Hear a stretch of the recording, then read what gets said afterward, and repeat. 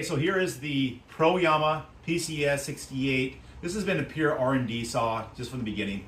Trying to see if you can get a 372 carburetor on there, which we do. We're gonna see how it does. I did a test cut on it just now. We'll go ahead and do a live cut with it. Port and polish and all that junk and see how it does.